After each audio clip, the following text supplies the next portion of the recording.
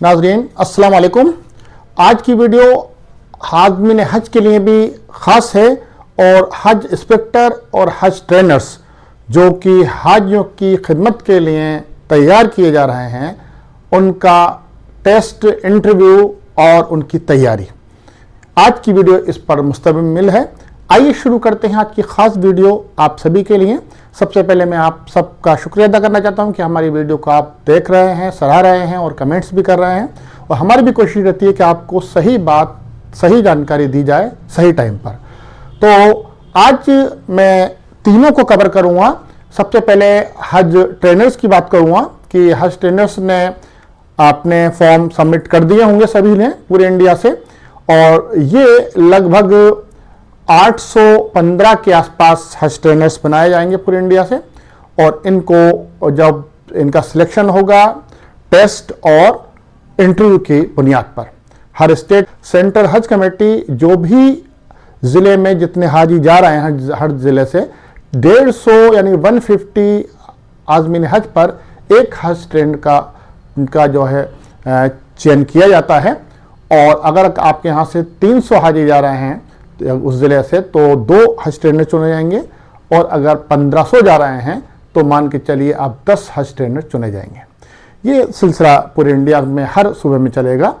और जब इनका तकर्रुर हो जाएगा तो उनके पास लेटर भी आएगा, फ़ोन भी आएगा कि आपको हज ट्रेनिंग के लिए यानी कि ट्रेनर्स की ट्रेनिंग के लिए मुंबई बुलाया जाएगा, और जिसको आने जाने का AC थर्ड का किराया दिया जाएगा उनको, और 1000 रुपये पर डे के हिसाब से 2 दिन का उनको जो है खर्चा दिया जाएगा, और वहाँ रहना खाना उनके लिए फ्री होगा।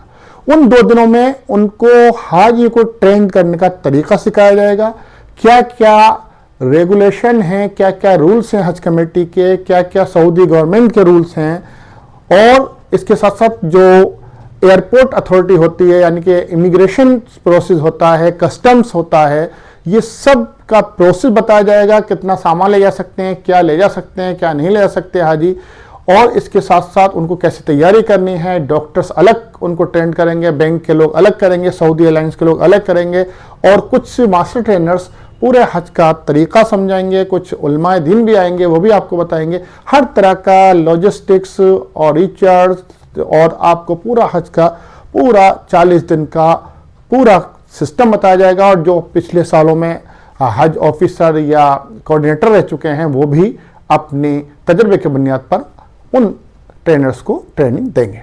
फिर वो आकर अपने ज़िले में आकर ट्रेनिंग कैंप को ऑर्गेनाइज करेंगे। एक ट्रेनर्स कम से कम 3 ट्रेनिंग ऑर्गेनाइज करने के लिए कहा जाता है, ताकि जो हमारे हाजी जा रहे हैं वो तीनों ट्रेनिंग अटेंड करके अच्छी तरह सीख सकें हज को करना और वहाँ पर रहना और पूरे वहाँ के कवानीन। तो ये तो बहुत आसानी से हो जाएगा इसका तकर्रुर। इसके बाद बात आती है स्टेट हज इंस्पेक्टर की। ये बहुत ख़ास एक पोस्ट भी है और ये एक जिम्मेदारी भी है उन लोगों के लिए जो हाजियों की खिदमत भी करना चाहते हैं और अपना भी हज करना चाहते हैं। इसमें दोनों ही आपको फैसिलिटीज़ रहती हैं, यानी कि आप अपना भी हज कीजिए और हाजियों को भी कराइए, सिखाइए, और उनकी प्रॉब्लम्स को भी आप सॉल्व करने में मदद कीजिए। क्योंकि वहाँ पर पूरे ऑफिस बने होते हैं सऊदी अरबिया में। इंडियन हज मिशन के ज़रिए जो कौंसलेट जनरल उसको पूरी तरह से उसको रेगुलेट करता है, उसका पूरी तरह से इंतज़ामिया कमेटी, सेंट्रल हज कमेटी और कौंसलेट जनरल के लोग होते हैं। और उसमें ऑल ओवर इंडिया के जो गवर्नमेंट एम्प्लॉई होते हैं, सरकारी जो मुलाजिम होते हैं, सीनियर परमानेंट, उन्हीं को वहाँ भेजा जाता है इंटरव्यू के बाद। और वो बहुत ही से और 24 घंटे ड्यूटी एक तरह से देते हैं, 12-12 घंटे 18 घंटे की शिफ्ट में ड्यूटी चलती हैं और वो आपकी खिदमत करते हैं। तो ये पूरा सिस्टम चलता है। अभी कौंसलेट जनरल यानी कि में जो तकर्रुर किया जाएगा यानी कि डेपुटेशन पर, उसकी जगह निकलने वाली हैं, अभी निकली नहीं है, वो माइनॉरिटी मिनिस्ट्री से निकलती हैं, सेंट्रल से, और फिर उनका इंटरव्यू होता है दिल्ली, कलकत्ता, मुंबई में, और फिर उसके बाद उनको तकर्रुर दे दिया जाता है। हज से लगभग 10 दिन पहले भेजा जाता है। उसके ऊपर हमारी एक अलग से वीडियो आएगी, फिलहाल जो हमारे हज इंस्पेक्टर हैं उनके लिए मैंने पहले वीडियो जो है मेरी इससे पहली वाली, उसमें मैंने उनका सिलेबस बताया था कि क्या कैसे उनको तैयारी करनी है। वो अपनी तैयारी उन बेसिस पे करेंगे जिसमें खास जो तैयारी है वो एयरपोर्ट्स अथॉरिटी और सऊदी अरबिया में रहने के बाद जो 40 दिन का पूरा उनका सिस्टम रहेगा, हाजियों का जो रोड मैप होता है, मक्का मदीने में 8 दिन रहते हैं, फिर मक्का में रहते हैं, हज के 5 दिन रहते हैं, 5 दिन में कैसे कैसे सिस्टम होता है, मिना अरफा मुजदलफा, और फिर रमी करते हैं, फिर तवाफ़ ज़ियारा करते हैं, फिर उसके बाद में फिर आखिर में जो है वो तवाफ़ विदा करके उनकी रवानगी हो जाती है। जिनका जाना मदीने से होता है उनका वापस आना मक्का यानी कि जद्दा एयरपोर्ट से होता है, और जो जद्दा एयरपोर्ट से जाते हैं वो मदीना एयरपोर्ट से वापस आते हैं। तो ये पूरा सिस्टम होता है, कैसे रहते हैं, क्या होता है, ये भी आपको जानकारी होनी चाहिए। हमारी कोशिश रहती है कि आपको पूरी पूरी जानकारी दें, लेकिन वक्त की तंगी और आप लोग भी बहुत बड़ी बड़ी वीडियो नहीं देख पाते हैं, इसलिए हम कोशिश करते हैं कम टाइम में ज़्यादा से ज़्यादा मवाद, ज़्यादा से ज़्यादा जानकारी आपको दी जाए। तो हम एक टॉपिक लेते हैं। आज की टॉपिक मैंने थोड़ा बड़ा लिया है, तीनों को कवर कर रहा हूं तो थोड़ा लंबा हो सकता है। तीनों के मतलब की बात होगी, ट्रेनर्स की भी, हज इंस्पेक्टर की भी, और हमारे जो हाजी जा रहे हैं लगभग 2.25 लाख इंडिया से, उन सब की भी ये इसमें जानकारी दी जा रही है। तो सभी लोग इस वीडियो को ध्यान से आखिर तक सुनते रहें। देखिए, जो हमारे आदमी हज जाएंगे उनके अभी ट्रेनर्स को तकर्रुर नहीं हुआ है, अभी हज इंस्पेक्टर का तकर्रुर नहीं हुआ है। तो हमारे जो पिछले ट्रेनर्स हैं, पिछले साल जो हज इंस्पेक्टर गए थे वो, या डिप्रेशन पर गए थे वो लोग, अपने लेवल पर हमारे जाने वाले हाजियों को सिखाएं हज करना, वहां जो परेशानियां आई थी पिछले सालों में वो भी बताएं, और खास करके उनकी जिम्मेदारी भी है जो पिछले साल हज करके आए हैं वो भी उनको बताएं कि ये आप काम मत करना, इससे आपको परेशानी हो सकती है, ये काम आप करना, इससे आसानी हो सकती है। और बहुत ज्यादा तकलीफ दे बातें ना बताएं, बल्कि उनका हौसला अफजाई करें हाजियों का, ताकि वो भी पूरे खुद एतमादी के साथ हज की तैयारी करें। हज की तैयारी में हर बार हम 2 बातें बहुत अहम बताते हैं। नंबर 1 पैदल का चलना, नंबर 2 सब्र और तहम्मुल से काम लेना।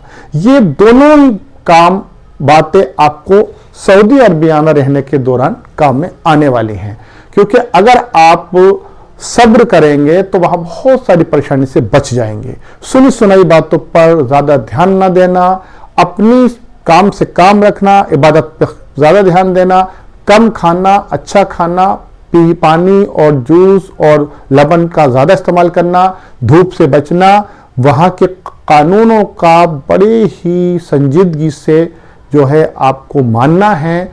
जो आपके ऑफिसेस होंगे उनकी एक एक बात को सही तरीके से मानना है, अपने गुस्से को काबू में रखना है, वहां आने वाली हर परेशानी आपकी आराम से दूर हो जाएगी।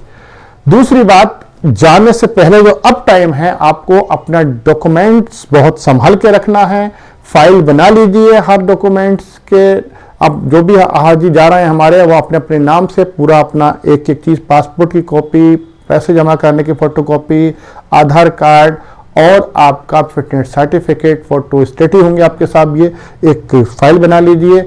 ओरिजिनल एक डॉक्यूमेंट सबके अलग रखिए, यानी कि अगर आप एक घर से एक कार में 3 या 4 लोग जा रहे हैं तो 4 पासपोर्ट एक जगह रखिए, ओरिजिनल फिटनेस सर्टिफिकेट अगर आपने वहां नहीं भेजा हो तो नहीं तो उसका फोटोकॉपी, और इसके साथ साथ जो आपने अंडरटेकिंग किया है वो, और जो फीस जमा की है उसकी रसीद, ये आप अलग अलग बना के भी रखिए, और एक पूरा एक फाइल सबकी मिला के रखिए ताकि आपको वक्त पर काम आ सके।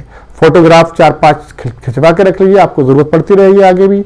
जैसे आप ट्रेनिंग लेंगे, आपका टीका लगेगा वैक्सीनेशन का, तो उसमें भी आपको जरूरत पड़ेगी फोटोग्राफ की। इसके साथ हमारे हाजियों को चलना पड़ता है, उसके लिए अभी से हम बार बार बताते हैं कि आप 2 किलोमीटर, 4 किलोमीटर, 6 किलोमीटर, इस तरह आप अपना चलना बढ़ाते रहिए ताकि आपका पैदल चलने से आपकी आदत पड़ जाए और वहां आपको परेशानी नहीं आए। तीसरा, अगर आपको कोई बीमारी है तो उसका इलाज बहुत अच्छे डॉक्टर से कराइए अभी से, ताकि आपके हज के सफर के टाइम आपको परेशानी ना आए।